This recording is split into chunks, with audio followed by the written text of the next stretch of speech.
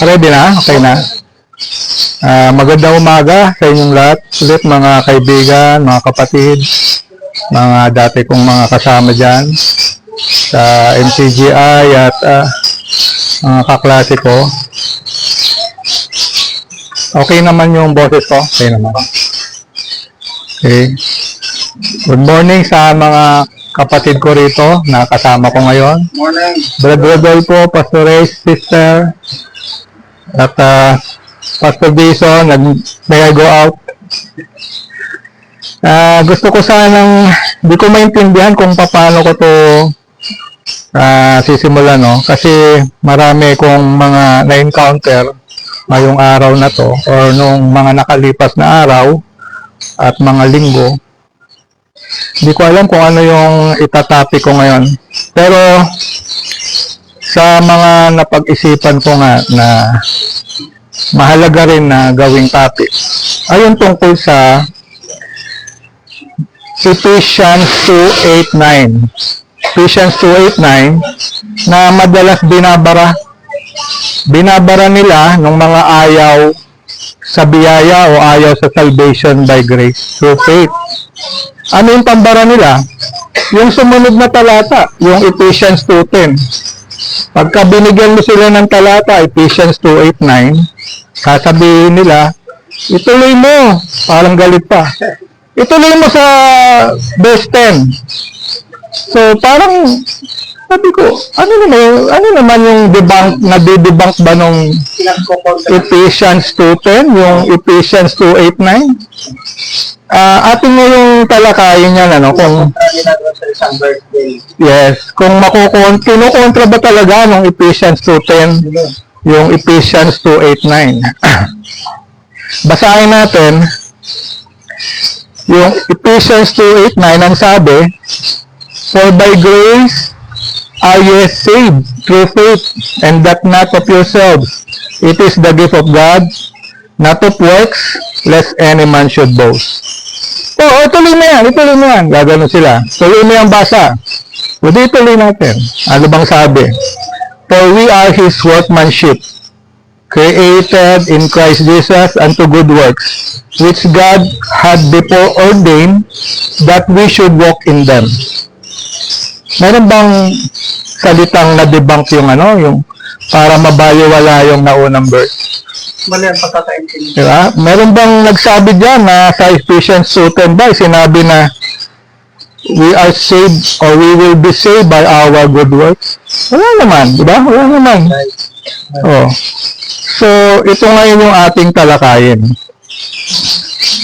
Kaya, yan nga, laging verse 10 yung binabanggit nila para makaiwas sila sa verse 8. Ewan ko bakit ayaw nilang ituro yung salvation by grace through faith. Walang nakasaad yan sa 10 na sa pamamagitan nito magagawa na ito, kayo ay mga ligtas. Kundi nauna yung kayo muna yung nangaligtas sa biyaya. Yan, exactly. Dito, walang nakasulat na maliligtas ka sa mabubuting gawa, kundi nilikha ka kay Kristo, nilagay ka sa katawan ni Kristo. Naririnig ba siya? Naririnig. So may kausap ako si Pastor Ray, no? Nagagalit siya na wala nga daw sinasabi sa verse 10, sa Ephesians verse 10 to chapter 2, na maliligtas sa mabubuting gawa. So, yan ang pinagpipilitan nila na sa gospel of the grace of God, yan ang salvation natin, yung grace. Ano ba yung grace? Di ba yan nga yung unmerited favor yan eh. Di ba? Yan yung tinatawag na undeserved favor. Hindi natin yan hindi karapat dapat tayong tumanggap niyan, pero dahil sa awa at biyaya ng Diyos, unexpected, tayo ay ililigtas niya, or niligtas niya kung after we believe the gospel of salvation. Yun yung ibig sabihin dyan dun sa sinasabing faith. Diba? Yun yung pananampalatayanan natin. So, ayun, sa Tagalog nga, para linawin natin ng mas maganda, no? Sabi diyan sa Tagalog, sapagkat sa biyaya kayo'y nangaligtas sa pamamagitan ng pananampalataya. At ito'y hindi sa inyong sarili, ito'y kaloob ng Diyos. O, ayan na naman. Meron na naman silang palusot dyan. Ayun o. Yun yung mga hindi magliligtas kasi gumawa ka ng iyong sarili. Sabi ko, yung sinasabi naman dito, works eh. Kahit anong works yan, meron bang works mo na hindi sarili mo? Yung it's not of yourself, hindi sa sarili mo. Kasi kung gumawa ka, sa sarili mo na yung gusto. Yes. O, tapos, anong sinunod niya? Hindi sa pamamagitan ng mga gawa upang ang sino man ay huwag magmapuri. Eh kung hindi mo naman sariling gawa yun, ba't ka magmamapuri? Ibig sabihin, sarili mong gawa yun. Kaya ka nga nagmamapuri eh. Di ba? Kaya ka nagbo-boasting, di ba? Kaya sabi ni Pablo, kung mayroon man ako ipagmamalaki, si Kristo. Yes. Oh. Ano ngayon yung sinasabi nila na lagi nilang binabanggit, tinatalunan nila yung verse 8 and 9, yung verse 10, sapagkat tayo'y kanyang gawa. Ano ba yung gawa na yon? Na nilalang kay Kristo Jesus para sa mabubuting gawa na mga inihanda ng Diyos ng una upang siya nating lakaran. So, may binanggit ditong workmanship of God or His workmanship. Gawa ng Diyos, ano yun? So, babalikan na naman dun sa 8. Bago ka naging created in Christ, naligtas ka muna sa pamamagitan ng iyong pananampalataya dahil sa biyaya. Kaya nga, by grace, you are saved through faith. Kaya ka ngayon naging in Christ. Created in Christ ka. Yung nga yung kinreate ng Diyos eh. Yung sa Ephesians 3:6 eh. Ano yon? Yung the Gentiles should be fellow heirs and of the same body, partakers of His promise in Christ. Partakers of His promise in Christ by the gospel. Nakabisado ko na kasi kailangan natin kabisaduhin yon kasi doon tayo malalaman mo na yung sa pamamagitan ng gospel tayo ay nasangkap sa katawan. So yun nga, yun yung gawa ng Diyos. So bago ka nasangkap, sa pamamagitan ng ebanghelyo, kaya ka naging created in Christ. So, malinaw na, no? Basahin pa natin, simulan natin sa verse 4 para maganda. Kasi yan,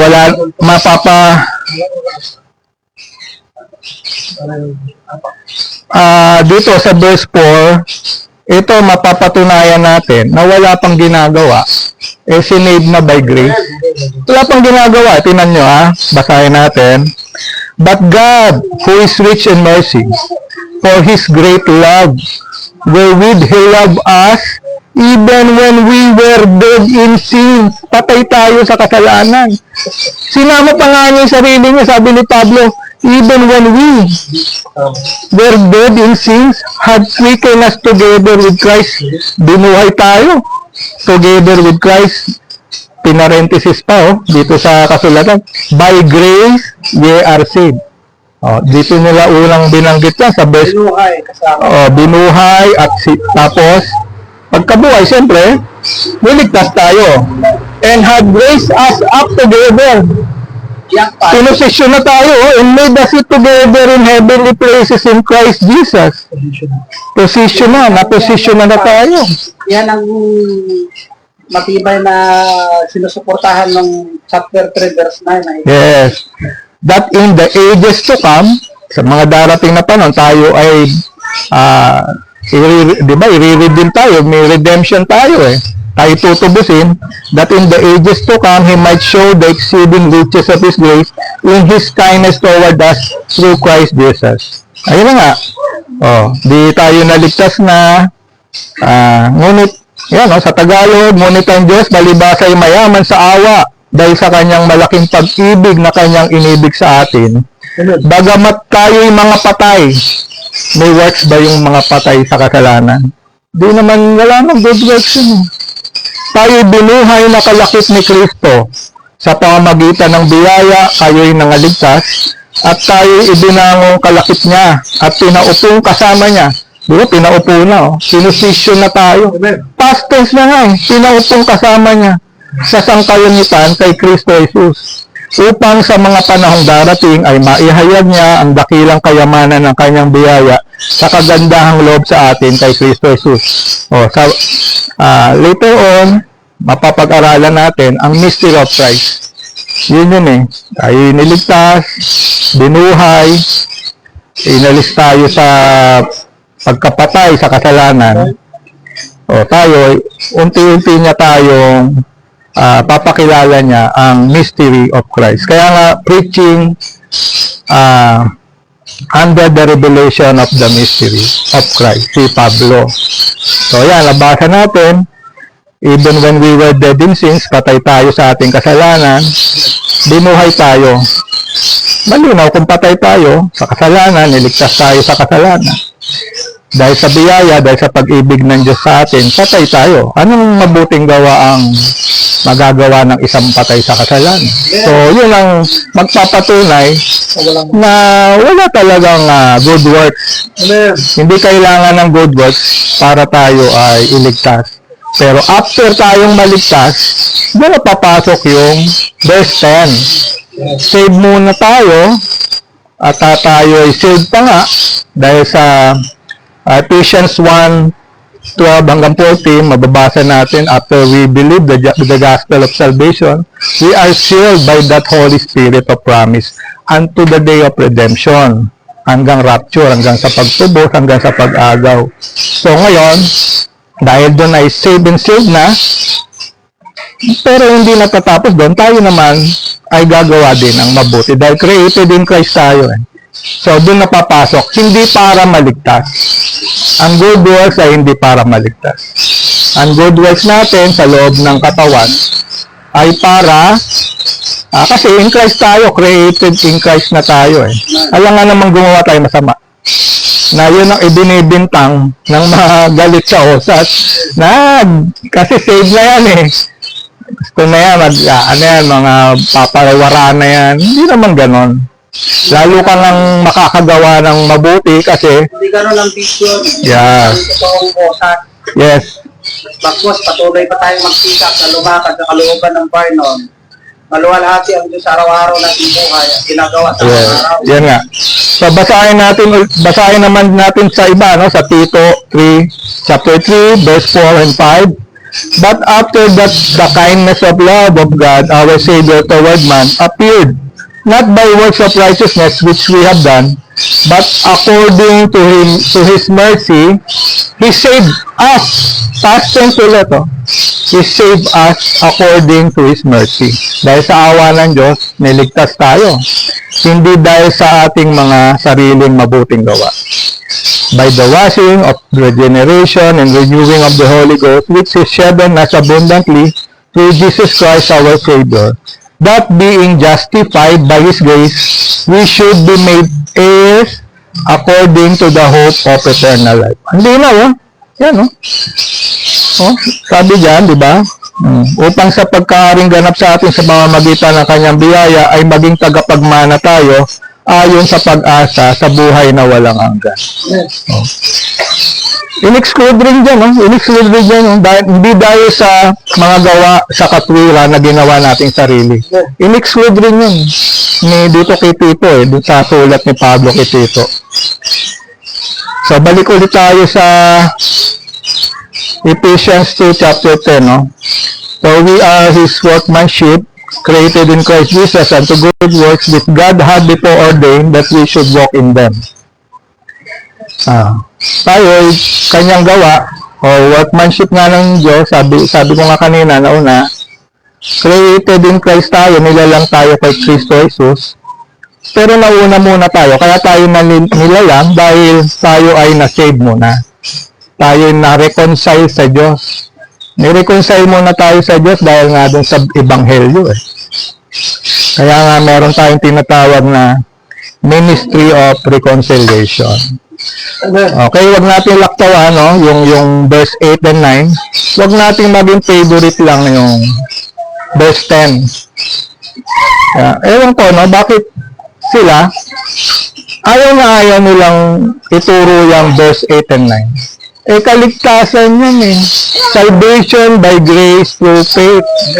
We are under in this dispensation of the grace of God. Ephesians 3, diba? Verse 2. We are in this dispensation of the grace of God. Kaya yan nga yung salvation natin. Bakit ayaw ninyo? Tatakbo kayo doon sa gawa. Hindi naman kayo in Christ pa. Pag hindi kayo saved at hindi kayo naligtas sa pamamagitan ng biyaya, wala pa kayo kay Kristo. Wala pa kayo kay Kristo noon. Gets na natin, di ba? By grace, you are saved through faith. It is not of yourself. It is the gift of God, not of works, lest any man should boast. Kaya nga iniiwasan niya na gawing kaligtasan ang mga good works. Para maiwasan ang mga tao ay magyabang. Bilang pagyayabang, kami naligtas, mabait kami. Naligtas kami, nagpakain kami. Pag kami piyesta sa amin, pinapakain namin yung mga mahihirap. Papaliksyon kami. Yan ba ang kaligtasan? Hindi. Kung ganyan ang usapan, maliligtas din sila, di ba? Yung may-ari ng Facebook, may-ari ng Microsoft, di ba? Maliligtas din yun. Dahil magagaling magbigay yan tumulong So, ito naman, yan nga, ano ba yung panliligaw dito sa talatang ginagamit nila? Na yung nilikhang tao, para gumawa daw ng mabuti, wala naman problema yung gumawa ng mabuti, yung nilikha yung tao, para sa mabubuting gawa. Pero hindi ibig sabihin ay ang salvation ay nakasalalay na sa mabubuti mong gawa kasi kukontra ka naman dun sa verse 8 and 9. Kukontra ka din sa Tito 3, 4, 5, sa chapter 3, verse 4 and 5. Kukontra ka rin sa Romans 3, verse 10 to 12. Ano yun? As it is written, there is none righteous.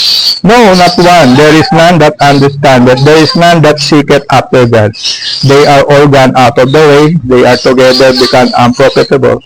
There is none that doeth good, no, not one. So, kung sinasabi, wala namang mabuti, no, na tao, may isa na gumagawa ng mabuti.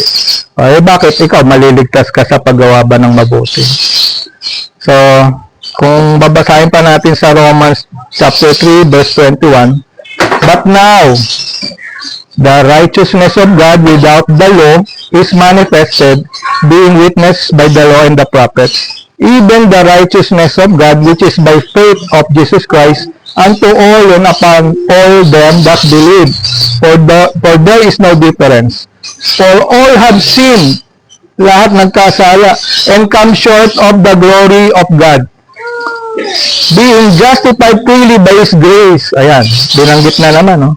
Through the redemption that is in Christ Jesus, whom God had set forth to be a propitiation through faith in His blood, to declare His righteousness for the remission of sins that are past, through the forbearance of God, to declare, I say at this time, His righteousness, that He might be just and the justifier of him which believeth in Jesus. Ayan, no? Kaya itong salvation by grace na ito ngayon is offered freely to all nations. Bakit naman sinabi kasing created in Christ unto good works, which God had before ordained that we should walk in them? Ito rin madalas magpagulo dun sa usapan. Kasi pinapalabas nila, ayun, no? Noon pa yan na yung tao dyan na gumawa ng mabuti. Kaya kasi sabi, which God had before ordained that we should walk in them. Lalakad tayo. Yan sa gawa ng Diyos na lalakaran natin. Ano ba yung sinasabing 24 pa lang, maliwanag. kaya ano ba yung sinasabing dyan na we should walk in them? through the revelation. Ito yan, yung sinasabing ordained before the world began. Ito yung sa 1 Corinthians chapter 2 verse 7. But we speak the wisdom of God in a mystery, even the hidden wisdom, which God ordained. Kaya din may ordained din sa before the world into our glory, unto our glory. Kaya yan, may sinasabi dyan na which God had before ordained that we should walk in them. Kasi plano na ng Diyos yan eh. Nakatago lang sa ating Diyos, sa Diyos natin na ito ay Isa niya, no? sa Corinthians 2:7. Yan yung wisdom of God na nakatago. Mystery kasi kaya nakatago. No? Secret. Even the hidden wisdom which God ordained before the world unto our glory. Yun yung ibig sabihin doon ni Apostle Paul. Kaya before the world began, yun na yung plano na lalakad tayo sa mabuti. Ano ba yung sinasabi na ni-reveal yan? Ni-reveal yan kay Apostle Paul sa Acts 9. At sinabi niya rin yan sa Ephesians chapter 3.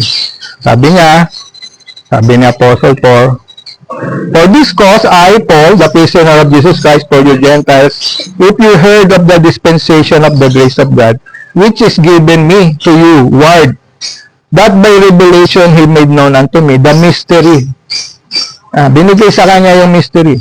As I wrote afore in few words, whereby when you read, you may understand my knowledge in the mystery of Christ, which in other ages was not made known unto the sons of men, as it is now revealed unto His holy apostles and prophets by the Spirit.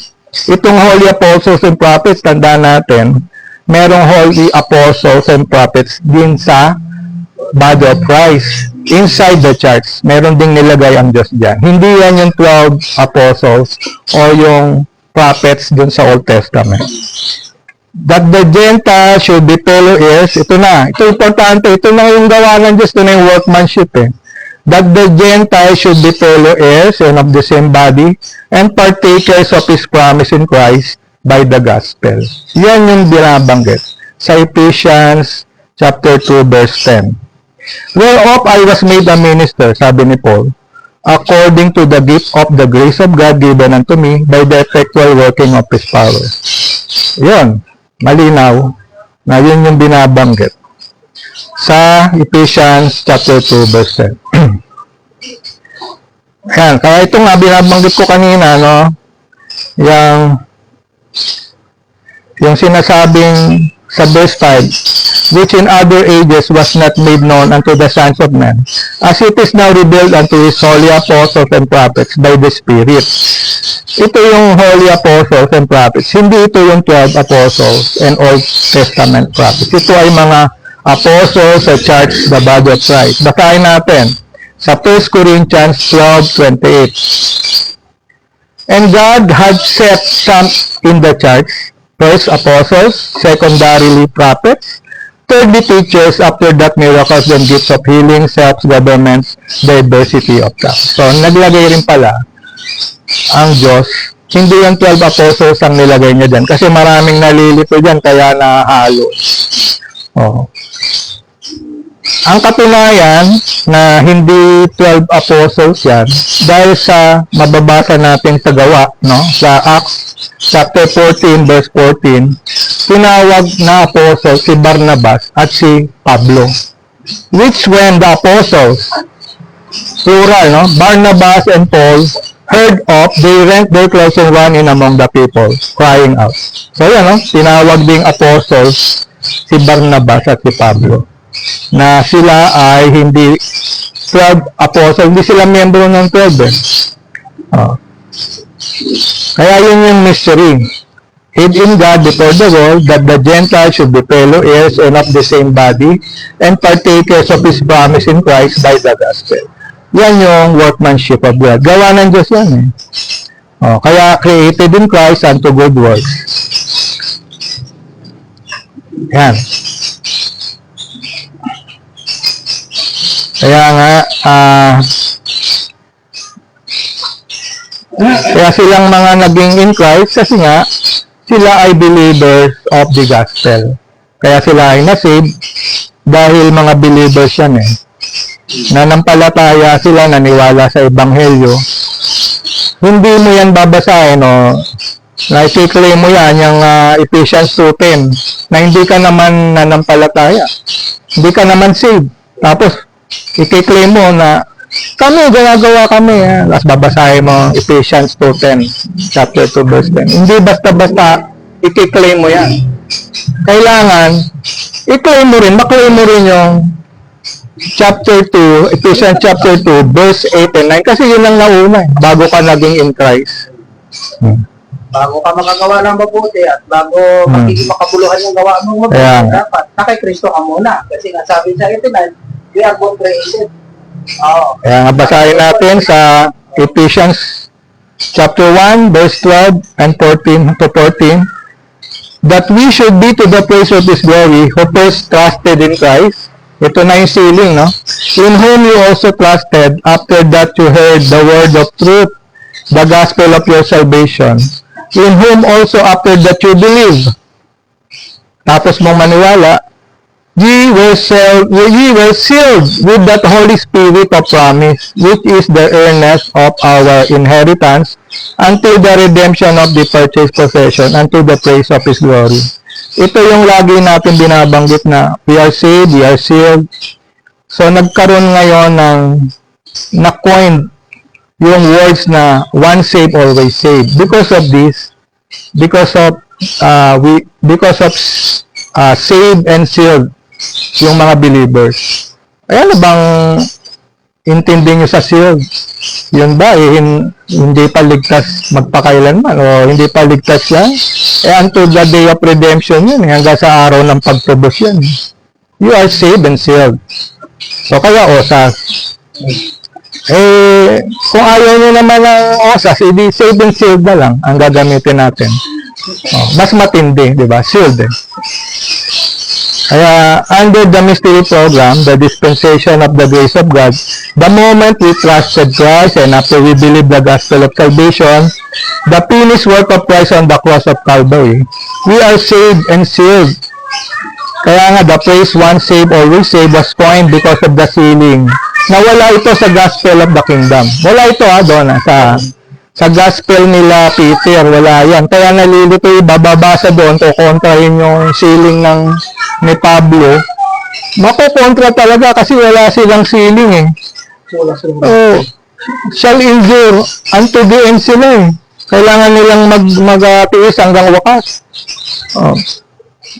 Ang preaching nila sa kanila sa earthly ministry ni Jesus Christ sa Matthew, Mark, Luke, and John at Hebrews to Revelation, kailangan nila magtiis hanggang wakas para sila maligtas. Pwedeng mawala ang kaligtasan nila, walang sealing. Future ang salvation nila sa second coming at sa first resurrection, diretso sa 1,000 years. So iba, no? Iba dun sa, kung pag-aaralan nyo, iba yan. Yung earthly ministry. Samantalang ang mystery program of the grace of God, our salvation is now. This day, the moment we trusted Christ and believed the good news, the gospel of salvation, His finished work on the cross of Calvary, the death, burial, and resurrection of our Lord Jesus Christ, we are saved, sealed, baptized by one Spirit into one body, baptized into Christ, shall be raptured or caught up. So yun, lahat yun, makukuha natin no, sa pamagitan ng pananampalataya natin sa Ebanghelyo. Kaya nga, basahin natin to no, na ang salvation natin is now. Hindi sa second coming katulad nila Peter. Basahin natin sa 2 Corinthians chapter 6 verse 1 and 2. We then, as workers together with Him, beseech you also that you receive not the grace of God in vain. Huwag niyong baliwalayin o mawalang halaga ang biyaya ng Diyos.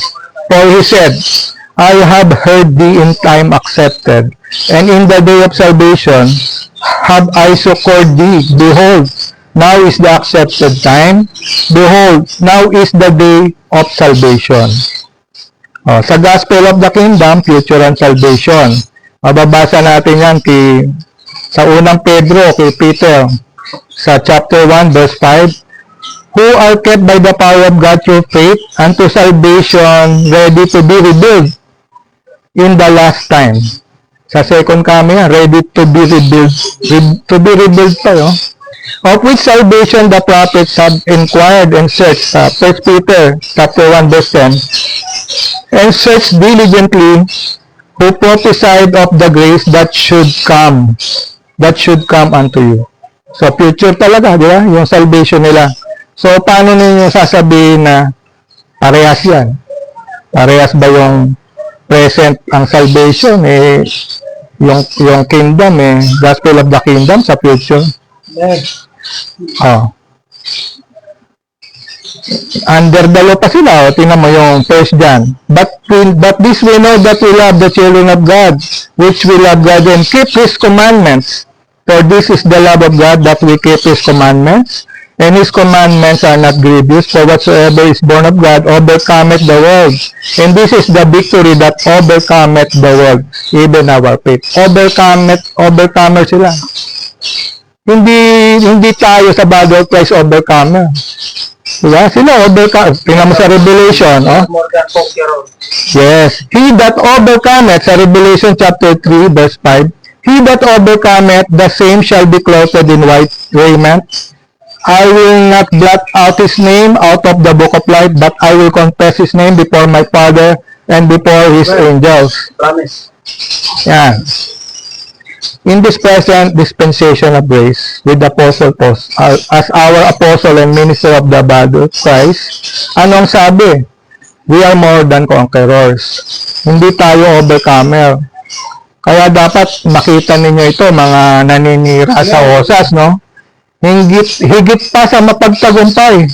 Grabing linaw ng 7 seal, di ba, ng osas.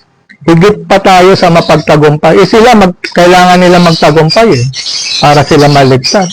Tayo, ginawa na tayong higit pa sa mapagtagumpay. Basahin natin. Sa Romans chapter 8, verse 35 up to 39. Who shall separate us from the love of Christ? Shall tribulation, or distress, or persecution, or famine, or nakedness, or peril, or sword, as it is written, for thy sake we are killed all day long. We are accounted as sheep, para tayong tupa, for thy slaughter. Pero hindi tayo tupa. Nay, sabi niya, in all these things we are more than conquerors through Him that loved us. For I am persuaded that neither death, nor life, nor angels, nor principalities, nor powers, nor things present, nor things to come, nor height, nor depth, nor any other creature shall be able to separate us from the love of God, which is in Christ Jesus our Lord. Makiklaim niyo ba yan? Yang nothing can separate us from the love of God, which is in Christ Jesus. Hindi nyo makiklaim na kasi hindi kayo ligtasin, di ba? O, babasahin nyo lang. Pero kami kaya namin i-claim yan. Kasi alam namin, we are saved and we are sealed. Kailangan alam mo yung kaligtasan mo ngayon, mahirap magbaka sakali, ba? Sabi nila, baka sakali, huwag kang tumigil, magbaka sakali. Yun yung slogan minsan, nababasa ko Saan magbabaka sakali? Sa paghuhukom, magbabaka sakali ka? Wala kang mababasang salvation doon. Walang salvation sa paghuhukom sa Great White Throne. Baka ang nababasa nyo, yung may prize, may reward. Sa judgment seat of Christ yun. Hindi yun. Yes. Hindi yun yung day of judgment na sinasabing sa paghuhukom. Walang salvation sa Great White Throne. Dapat mag-isip-isip na kayo mga kapatid, mga kaibigan ko dyan. Kung akala ninyo, wala na kayong ibang maririnig pa. Nung tayo ay nakisoryano, na sabi niya, hindi nyo to maririnig sa iba. Nag-iisa lang, hindi to galing Google, hindi to galing kung saan-saan. Pero ito ba narinig nyo? Narinig nyo ba to kay Soriano? Hindi nyo rin narinig sa kanya to Diba? Itong right division, na iba pala yung gospel of the kingdom. Earthly kingdom pala yun. So, malinaw, no? Magkaiba ang Gospel of the Kingdom ng 12 Apostles na itinuro ni Jesus Christ in His earthly ministry sa Gospel of the Grace of God na heavenly ministry ng ating Panginoong Jesucristo na through Apostle Paul ay ipinapangaral ngayong dispensation. Na-discuss ko na yan doon sa nauna nating live preaching sa FB noon na nakaraan na ang Gospel of the Kingdom was interrupted, na postponed, on hold because of Israel's rejection of their king and Messiah. Bumasa pa tayo ng parable of the fig tree. Natatandaan niyo yan, yung kung saan yung fig tree ay di nagbubunga ng 3 taon. 3 years, pabalik-balik na ang may-ari, subalit hindi nagbubunga. Yun ay kumakatawan dun sa pangangaral ng 3 taon ng ating Panginoong Jesucristo sa Israel. At yung fig tree ay kumakatawan naman sa Israel. So, walang bunga. Gusto niya lang putulin, gusto niya lang patayin. Subalit, binigyan pa ng pagkakataong mamunga at kung hindi magbunga ay saka puputulin. Yun yung ibig sabihin doon sa parable na yun. At natuluyan lang ang putulin yun. Dahil sa huling padala ng banal na espiritu, sinugo si Esteban sa Acts 7. Pinadala yun ng ating ng banal na espiritu para maaral, katanggap ang ating Panginoong Jesucristo bilang Hari at Mesiyas. Pero ni-reject pa rin nila. Pinatay pa rin nila si Esteban. Kaya pansamantalang itinugil. Para mag-giveaway naman sa mystery program. Na ito lang nga ang gagawin pagliligtas is by grace. Through faith sa pamamagitan ng pananampalataya, hindi sa gawa. We are not under the law. We are not salvation by grace is apart from works.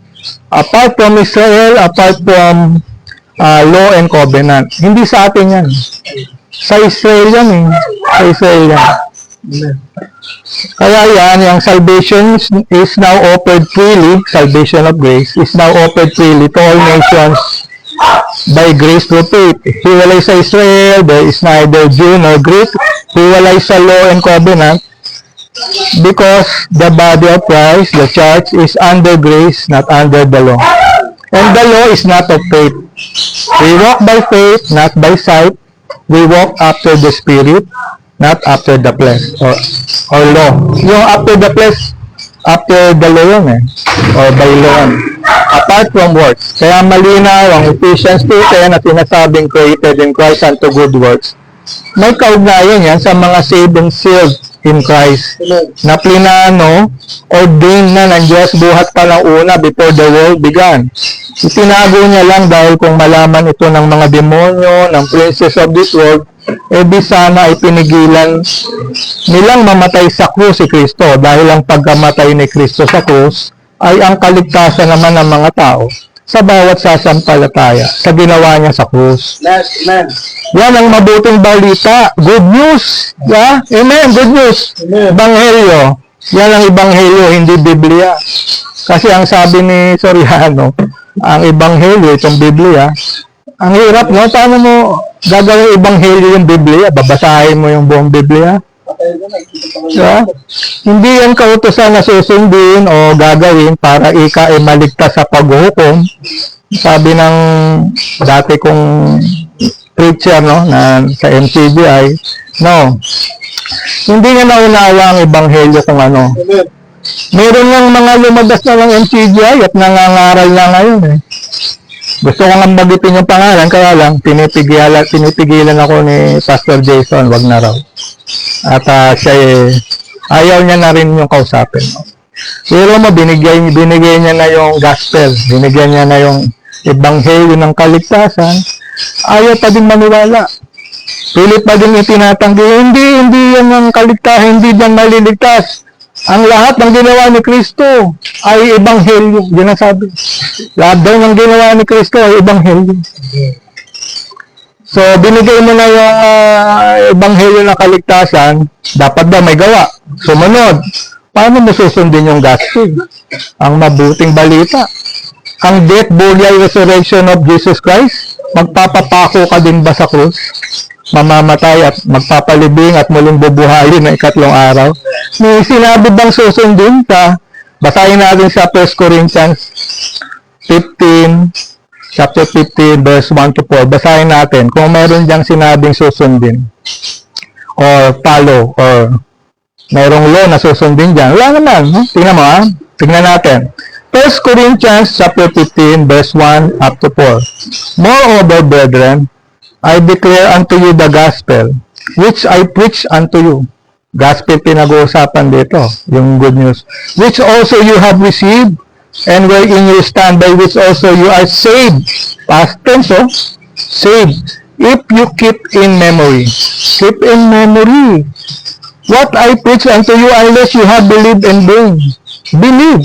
Keep in memory and believe. Wala pa akong nabasang follow or follow this, follow that. No? Walang ganon. For I delivered unto you first of all that which I also received. Tinanggap niya rin. Ito na. Wag niyong, ito na nga, keep in memory ninyo to. Believe in this gospel. Ha? How that Christ died for our sins according to the scriptures, and that he was buried, and that he rose again the third day according to the scriptures. Yan ang gospel. Yan ang good news na ang Panginoon sa Kristo ay namatay para sa ating mga kasalanan, siya ay nilibing at muling binuhay sa ikatlong araw. Ano, keep in memory, believe, by which also you are saved. Wala namang sinabing follow this, follow that rule, follow that law. Walang ganon. Kaya, yan yung ano eh. O, gusto niyo basahin natin sa Tagalog para maintindihan naman ng iba no, na ngayon ipinatatalastas ko sa inyo mga kapatid, ang ebanghelyo na sa inyo ay aking ipinangaral, na inyo naman tinanggap na siya naman ninyong pinananatilihan, sa pamamagitan naman nito iligtas kayo. Kung matyaga ninyong ingatan ang salita ipinangaral ko sa inyo, maliban na kung kayo'y nagsipanampalataya na walang kabuluhan, sapagkat ibinigay ko sa inyo una sa lahat, akin naman tinanggap, na si Kristo ay namatay dahil sa ating mga kasalanan ayon sa mga kasulatan, at siya'y inilibing at siya'y muling binuhay ng ikatlong araw ayon sa mga kasulatan. Yan ang good news, mabuting balita, gospel message. Message po yan, hindi Biblia ang ebanghelyo.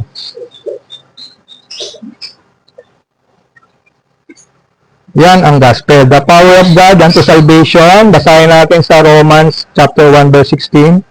For I am not ashamed of the gospel of Christ, for it is the power of God unto salvation to everyone that believeth. Yan, believeth na naman ang sinabi. Oh. To the Jews and also to the Greek. Hindi naman sinabi yan. So everyone that work Or that follow this or that. Walang ganun eh. Ano lang yan eh, kasi yung preacher natin na nauna, na napunta tayo, eh, hindi alam yung ebanghelyo. Nakita ko sa mga videos niya eh, ang ebanghelyo ay Biblia, ang ebanghelyo ay aral. Pagkat hindi alam ang tamang programa ng Panginoon sa bawat dispensasyon. Hindi yung problema sa denomination. Ano? O, sa Tagalog na natin basahin ng Romans chapter 1 verse 16, sapagkat hindi ko kinahihiya ang ebanghelyo, sapagkat siyang kapangyarihan ng Diyos ay kaliligtas ng bawat sumasampalataya.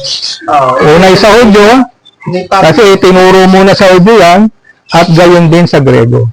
Kaya ganon. Hindi kinahihiya ni Pablo kasi kung tutuusin,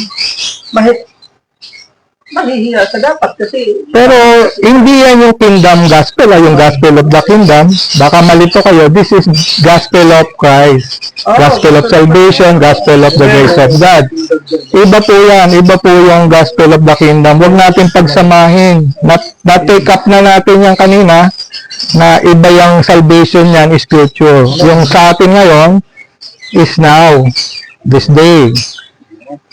Alam nyo, mahirap din magturo na umangaral o ng right division kung ang pag-uusapan ay pagtanggap ng mga tao. Marami kasing tao gusto ay ang kininang pangakong kaharian ng Israel. Gusto ay sumunod rin sa kautusan para masabing sila ay nagbabanal. Sumusunod sa utos. Marami silang bawal, di nila namamalayan, under the law sila. Kailangan pag under the law ka, gawin mo lahat. Hindi mo pwedeng isa lang doon ang hindi mo magawa. Void na lang. Hindi ka na perfect. Kailangan perfect mo yon. Ngayon, hindi naman kailangan maging under the law para maging mabuting tao. Mali naman yung sinasabi ng kalaban ng mga saved by grace, no? Ng mga osas, kalaban ng osas, na sila kasi sumusunod sa kautusan, sila daw ay nakakagawa ng mabuti, nagiging mabuting tao sila. Nagbago daw sila, pagkarinig ng kautusan yun. Mga bawal, puring-puri ang preacher na nagbasa ng kautusan. Pero ano ba sabi? The law is not made for a righteous man, for which some having swerved have turned aside unto being juggling, desiring to be teachers of the law. Nagdi-desire sila na maging teachers of the law. Hindi naman sila pariseo. Hindi naman sila Udyo eh. Ano bang kinalaman ng isang Gentile dyan sa law? Diba? Law of Moses ang sinasabi dyan. Ang mabubuting gawa, pag sunod sa kautusan ni Moses yun, mababasa mo, kahit yung Beatitudes, yung mga blessed is the poor, mga law of Moses yun, pag binasa mo sa Old Testament yan, nandun yan eh. Hindi nyo lang napapag-aralan. Kaya nga, but we know the law is good if a man use it lawfully. Knowing this, that the law is not made for a righteous man, but for the lawless and disobedient, for the ungodly and for sinners, for unholy and profane, for murderers of fathers and murderers of mothers, for manslayers, for warmongers, for them that defile themselves with mankind, for men stealers, meron pang men stealers, di ba? Yung kidnapper yun, di ba? For liars, for perjured persons, and if there be any other thing that is contrary to sound doctrine, according to the glorious gospel of the blessed God, which was committed to my trust. Yun ang sabi ni Pablo kay Timoteo, no? Kaya bukang bibig ng mga kalaban ng osas o ayaw ng osas. Galit sila o tatawanan nila yung seven sealed. Nababasa naman natin eh. Seven sealed. Ano ba yung intindi nyo doon? Siniraan lang yan ng mga kalaban ng krus ni Kristo. Magtatampisan na daw tayo sa kasalanan kasi saved na tayo. Parang sila, dahil hindi pa saved, magpupunyagi silang masave sa pagsunod sa kautusan. Mag-under the law, piling nila, maliligtas sila sa sarili nilang gawa. Ang itinuturo ng grace of God, pag na-save ka, i-save ka, walk by faith, not by sight. Walk after the Spirit, not after the flesh or after the law. And the law is not of faith. And under the law is under the curse. Christ had redeemed us from the curse of the law. Basahin natin, isa-isa. Sabi sa 2 Corinthians chapter 5, verse 6 to 8. Therefore, we are always confident, knowing that while we are at home in the body, we are absent from the Lord. So we walk by faith, not by sight. We are confident, I say, and willing rather to be absent from the body and to be present with the Lord. Ano? Paano nyo sasabihin hindi paligtas si Pablo? Confident nga siya eh. Mawala man siya sa katawan. Nasa katawan siya, sa Panginoon siya. Mamatay man siya, ibig niya sabihin, sa Panginoon siya. At bakit niya sasabihin na si Pablo nga hindi pa sigurado? Confident nga sinasabi nga. I am confident. We are confident. Dinamay niya pa yung lahat. Lahat ng believers. Ano pang sabi? Basahin natin sa Romans 8, chapter 8, verse 1 to 4. Yan, no? We walk not after the flesh, but after the Spirit. Wala nang anumang hati. O paano mo sasabihin hindi paligtas, hindi nang hati lang. There is therefore now no condemnation to them which are in Christ Jesus, who walk not after the flesh, but after the Spirit. Hindi sa law, hindi lumalakad sa kautusan. not after the flesh, who walk not after the flesh. For the law of the Spirit of life in Christ Jesus had made me free from the law of sin and death. Law of sin and death pala yan. Yung law of Moses. No? For what the law could not do, in that it was weak through the flesh, God sending His own Son in the likeness of sinful flesh, and for sin, condemned sin in the flesh, that the righteousness of the law might be fulfilled in us, who walk not after the flesh, but after the Spirit. Hindi tayo lumalakad sa law. Lumalakad tayo sa Espiritu. May indwelling of the Holy Spirit tayo. Remember, we are sealed by that Holy Spirit of God. Kaya nga sabi sa Galatians chapter 3, no, verse 10 up to 14, for as many are of the works of the law, ito intindihin nyo, mga kapatid, mga kaibigan, mga kakilala ko. So, as many as are of the works of the law are under the curse. For it is written, cursed is everyone that continueth not in all things which are written in the book of the law to do them, but that no man is justified by the law in the sight of God. It is evident for the just shall live by faith, and the law is not of faith, but the man that doeth them shall live in them. Christ had redeemed us from the curse of the law, being made a curse for us, for it is written, curse is everyone that hangeth on a tree, that the blessing of Abraham might come on the Gentiles through Jesus Christ, that we might receive the promise of the Spirit through faith. Through faith ulit, Hindi naman through works Through works ba? Wala. Kaya kung ayaw mo ng osas, hindi na yan grace. Kasi magiging dadagdagan mo na yan ng works Yun ang hindi naintindihan ng iba. Once hindi mo ayaw mo ng sealed, siyempre magdadagdag ka ng works. Ayaw doon nila ng osas, hindi nila nalalasahan. Pero yung sopas na nalalasahan. Sopas daw nalalasahan, sabi ni Pastor Ray. So Romans 11:6, chapter 11, verse 6. And if by grace, then is it no more of works, otherwise grace is no more grace. But if it be of works, then is it no more grace, otherwise work is no more works. So mamili ka, works ka ba o grace? Lang naman pumipigil sa inyo, di gusto nyo works kayo, pero kami grace kami. We are saved by grace through faith. Yan. Kung ayaw mo ng osas, hindi yan salvation by grace. Kasi package deal yan Kumbaga, pag saved by grace, saved by the Holy Spirit of God unto the day of redemption. Sa ayaw mo man gusto, ikaw ay sealed. Kasama yan ang salvation mo na na-save ka. Kaya nga sabi, not requested, but prepared by God before the world began. Kaya anong sabi? Tayo ba magtatampisaw sa kasalanan dahil tayo ay na-save na? Na-saved na? Anong sabi? Anong sabi sa Tito, chapter 2, verse 11 up to 15? Basahin natin.